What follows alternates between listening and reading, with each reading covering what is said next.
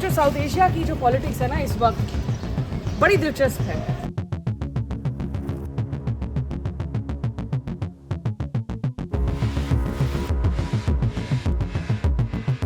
जमात ने कहा कि महिलाएं के लिए अच्छा है अगर वो घर में रहे। ये कि ऐसा है जब बाहर निकले तो हाथ अच्छी तरह से ढक के निकलना, पैर नहीं दिखना चाहिए।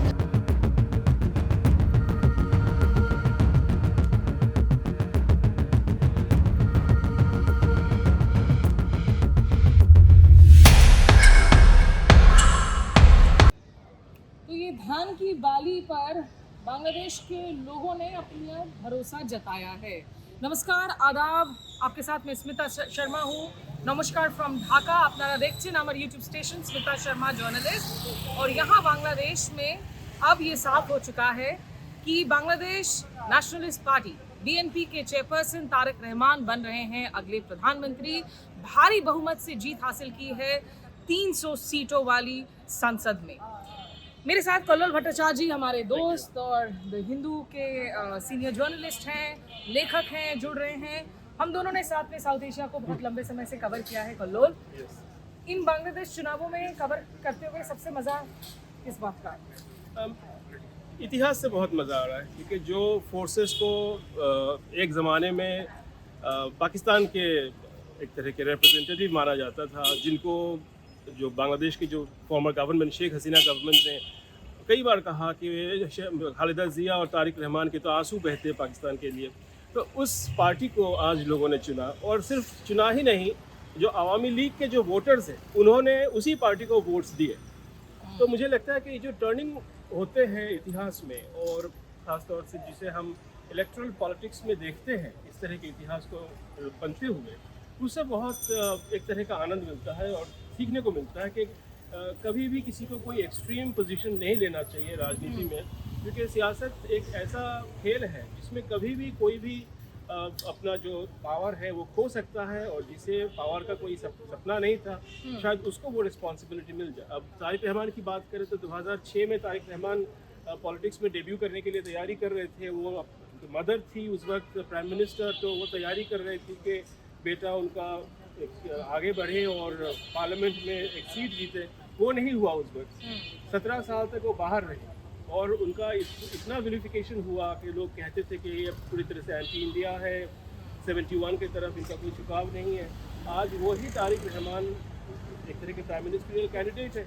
और भारत के टेलीविजन में इस वक्त मेरे कमेंट्री देखे, जो कल तक जो लोग बढ़ा चढ़ाकर मतलब बिल्कुल डरे जा रहे थे BNP के नाम से, कह रहे थे कि वो तो डेविल विद द हॉर्न्स हैं, आज सब तारीफों के पुल बांध रहे हैं।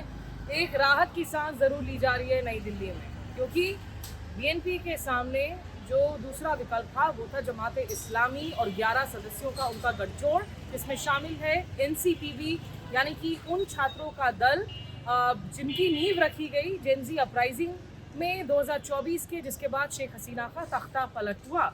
और यहाँ कल्लोल, फिर आप हिंदी बोलते हैं? हिंदी नहीं बोलते हैं, अच्छा। लेकिन ये BNP के समर्थक हैं, हमारे साथ इधर मौजूद हैं, दिलचस्पी से सुन रहे हैं हमारी बातचीत। कल्लोल, ये जो साउथ एशिया की जो पॉलिटिक्स है ना इस वक्त बड़ी दिलचस्प है, और पिछले कुछ साल में हमने देखा है जो सरकारें बदली हैं, अफगानिस्तान से लेकर श्रीलंका तक। श्रीलंका में अनुरा दिसानायके का जीतना भारी बहुमत के साथ में, राजपक्सास को हराते हैं, ओल्ड गार्ड को हराते हैं। नेपाल में चुनाव होने जा रहे हैं मार्च में। बिल्कुल। ये जो टर्मोइल है और चेंजेस हैं, इससे एक जो बड़ा लेसन शायद ये भी जा रहा है, जैसा आपने कहा कि राजनीति को ओबिचुरी तो आप किसी के लिए नहीं लिख सकते हैं, लेकिन हालात बदल रहे हैं। तो क्या BNP जो आज की तारीख में जीत कर आ रही है, ये भी एक बदली हुई BNP नजर आ रही है? बिल्कुल, क्योंकि बहुत ऐसा कहा जाता था कि तारिक रहमान जो 2006 में उनका जो रूप था, उनका जो एक जो किरदार था बांग्लादेश की राजनीति में, काफ़ी राइट की तरफ उनका झुकाव था। पर अभी जैसे कि आप बात करेंगे, जितने थिंकर्स हैं वो सब तारिक रहमान को एक तरह के प्रोग्रेसिव फिगर मानते हैं। रीब्रांडिंग कर रहे हैं काफ़ी। बिल्कुल, जैसे कि उन्होंने जो महिलाओं के बारे में उन्होंने जो कहा, बिल्कुल एयरपोर्ट से निकलते ही 25 दिसंबर 2025 में जो उन्होंने कहा महिलाओं के बारे में, और दूसरी बात जो उन्होंने कहा लॉ एंड ऑर्डर को ठीक करना है, और सबसे इम्पॉर्टेंट बात जो है, भले वो खालिदा जिया हो या फिर तारिक रहमान, दोनों ने पॉलिटिकल ऑपोजिशन की तरफ इशारा नहीं किया। हाँ, उन्होंने ज़रूर कहा कि फासिस्ट गवर्नमेंट था, फासिस्ट गवर्नमेंट का पतन हुआ, पर बार बार नाम लेकर ना ही तो उन्होंने शेख हसीना की तरफ इशारा किया, और बल्कि खालिदा जिया तो 5 अगस्त 2024 में यहाँ तक बोली कि हमें किसी की तरफ कोई शिकवा नहीं है, कोई बिटरनेस नहीं है किसी की तरफ। तो लोगों ने उस वक्त ये समझा कि खालिदा जिया शायद इशारा कर रही थी कि ऐसा हो सकता है कि शायद हमें अवामी लीग का समर्थन का ज़रूरत हो, और बिल्कुल वही हुआ कि शेख हसीना इस वक्त तो यहाँ पर मौजूद नहीं है, और इनके जो समर्थक हैं उन्होंने अच्छे से उन्होंने वोट किया। और ऐसा जो सुनने में आ रहा है कि कई बार तो उन्होंने बीएनपी को कह के उन्होंने वोट किया कि जी हम लोग आ रहे हैं आपको वोट करने के लिए, समर्थन करिए, हमको मदद करिएगा बूथ लेवल पे, ताकि हम सब वोट कर सके आपके लिए। एक तरीके से शायद वो ये भी बता रहे थे कि हम आपको सपोर्ट कर रहे हैं, तो सरकार बनने के बाद में याद रखना बिल्कुल, क्योंकि बहुत सारे केसेस पॉलिटिक्स ना, बिल्कुल बहुत सारे केसेस इंटरिम हुकूमत के दौरान जो हुआ है अवामी लीग के समर्थक के खिलाफ, वो सब केसेस के ऊपर भी नज़र होगी, क्योंकि जो तारिक रहमान है वो बार बार कह रहे हैं कि वो फॉरवर्ड लुकिंग पॉलिटिक्स करना चाहते हैं। तो फॉरवर्ड लुकिंग पॉलिटिक्स का मतलब है कि वहाँ पे रिवेंज नहीं होगा, तो इसके बारे में भी ऐसी उम्मीद जताई जा रही है कि नहीं होगा उस तरह की पॉलिटिक्स। दर्शकों को बता दूं कि शेख हसीना जिन सीट से लड़ती थी उस सीट पर भी बीएनपी के उम्मीदवार जीते हैं। उस सीट पर लगभग 40% हिंदू पॉपुलेशन है। तो एक हम यहाँ पर जो पिछले कुछ दिनों से रिपोर्ट्स दिखा रहे हैं वो रिपोर्ट्स आप देख सकते हैं, जहाँ हम ये भी बात कर रहे थे कि जो यहाँ के अल्पसंख्यक हैं, जिनके मन में बहुत डर है कि जमात आ जाएगा तो यहाँ पे कहीं शरिया लागू ना हो जाए, और उन्होंने कहीं ना कहीं कहा कि हम या तो चुनाव का बहिष्कार करें तो हमारे वोट्स गलत रूप से ना डाल दिए जाए, उससे अच्छा है शायद हम बीएनपी को चुन ले, जो देखने को मिल रहा है यहाँ पर। जो अगर हम थोड़ा सा डिकोड कर ले कि जीत के पीछे की वजह जो मुझे नज़र आता है कल्लोल, एक महिलाएं जो यहाँ की 51% पॉपुलेशन है, एक तो डर ज़रूर था कि जमात आने के बाद उनकी राइट्स का हनन होगा, और इसलिए तारिक रहमान कल वोट डालने के बाद भी बाहर निकलते तो सबसे पहले कहते मैं जीतने के साथ ही दूसरे दिन से महिलाओं के लिए एम्पावरमेंट का काम करना शुरू करूँगा। और दूसरा, नाहिद इस्लाम जो छात्र आंदोलन से होते हैं लेकिन वो जाकर हाथ मिलाते हैं जमात से, आप कैसे देखते हैं द रीजंस बेसिकली कि जमात नहीं जीत पाई और बीएनपी जीत पाई? देखिए, पिछले 17 महीनों में जो जिस तरह के, मान लीजिए अलग अलग घरों की बात करें, घरों में जो लड़कों की मौत हुई है, या फिर एजिटेशंस में जो लड़के जेल में हैं, या फिर पत्रकार लोग जो अभी जेल में हैं, सबसे ज़्यादा भुगतने वाले जो तबका है समाज का वो है महिला, क्योंकि जो बहन, माताएं, पत्नियां जो घर में है वो अकेले सब चीज़ झेल रही है। और कम से कम एक जो कोई पॉलिटिकल पार्टी, अगर रिस्पॉन्सिबल पॉलिटिकल पार्टी है, तो उनको ये इशारा करना चाहिए था महिलाओं की तरफ कि जी आप लोगों को जो तकलीफ हो रही है उसके बारे में हमें पता है और आपको हम मदद करेंगे। तो तारिक रहमान की तरफ से जो मैसेज गया, तो उन्होंने सबसे पहले कहा कि आते ही हम ऐसा सुरक्षा सिस्टम बनाएंगे जिसमें हर महिला बांग्लादेश का सेफ महसूस करे। और उन्होंने ये भी कहा जिस तरह की कुछ महीनों में बांग्लादेश में बहुत रेयर होता है कि जो सेक्सुअल वायलेंस की जो इंसिडेंट्स बढ़े हैं बांग्लादेश में पिछले 17 महीने में, ये बहुत रेयर है क्योंकि बांग्लादेश में ऐसा होता नहीं है। और जो हुआ है उसके बारे में उन्होंने स्पेसिफिक मेंशन किया। उन्होंने कहा कि हम कानून लाएंगे कि महिलाओं के खिलाफ इस तरह के जो वायलेंस हो रहे हैं, सिर्फ वो ही नहीं, उन्होंने कहा साइबर बुलिंग हो रही है महिलाओं, तो साइबर बुलिंग के खिलाफ भी मैं कानून लाऊंगा। तो ये जो मैसेजेस है मेरे ख्याल से वोटर्स के लिए बहुत पॉजिटिव मैसेजिंग रहा है, क्योंकि उसी को अगर आप देखें जमात ने क्या कहा, जमात ने कहा कि महिलाएं के लिए अच्छा है अगर वो घर में रहे, और अगर बिल्कुल काम करना ज़रूरी है तो 5 घंटे ही काम करे, उससे ज़्यादा नहीं। ऊपर से ये भी उन्होंने नसीहत दी कि ऐसा है जब बाहर निकले तो हाथ अच्छी तरह से ढक के निकलना, पैर नहीं दिखना चाहिए। अब बांग्लादेश के महिलाओं के लिए ये कुछ ज़्यादा है, क्योंकि बांग्लादेश के महिला बहुत मैच्योर स्टेक होल्डर्स हैं, बहुत जानते हैं दुनिया के बारे में। और अब सभी के जो देखिए यहाँ पर भी महिलाएं जा रही है, वो सब काम करने जा रही है, तो भले वो निकाब पहने या निकाब में हो या फिर साड़ी में हो,